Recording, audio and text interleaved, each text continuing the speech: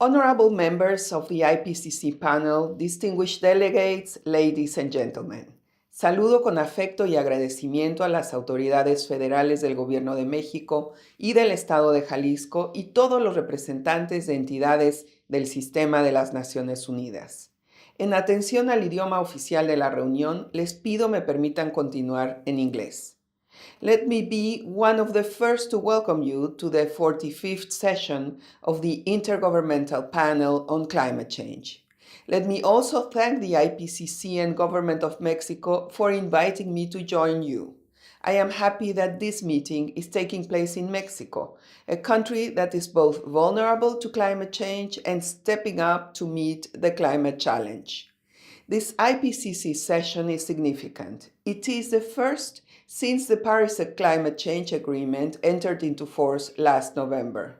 The era of implementation has begun, and there is an urgent need for a clear and compelling case for action based on science.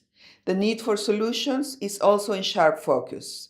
The many years of research and effort by all of you and others dedicated to understanding climate change and finding solutions has laid a foundation for implementation. But more work is needed, more science is needed, and your work is needed as never before.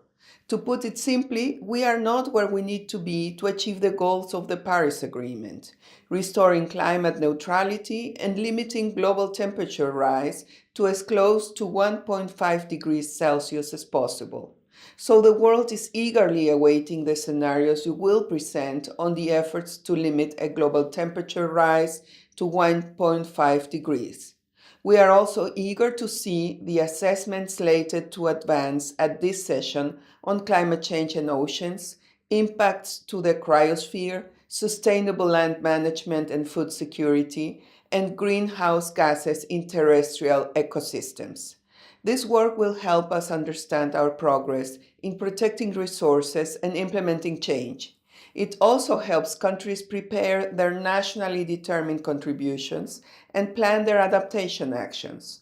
Next year, governments will hold the first global stocktake on whether the world is on track to meet the Paris Agreement's aims and ambitions.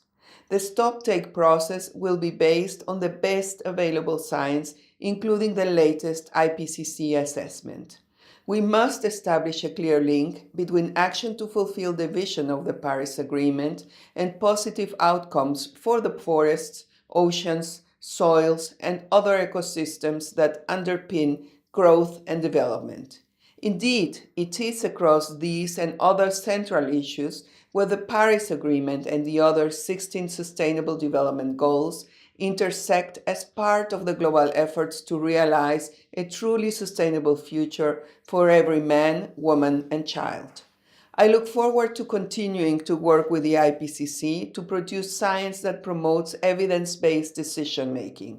I also look forward to communicating your science to shed light on both the challenge we face and the solutions that can improve the lives and well-being of so many. Friends and colleagues, science played an important role in making the Paris Agreement possible. Now, it must play a key role in implementation. With a better understanding of human influence on the climate and scientifically viable options to minimize harmful influence, I am confident we can rise to meet the challenge we face and deliver the promise of Paris. Thank you, and I wish you a productive session.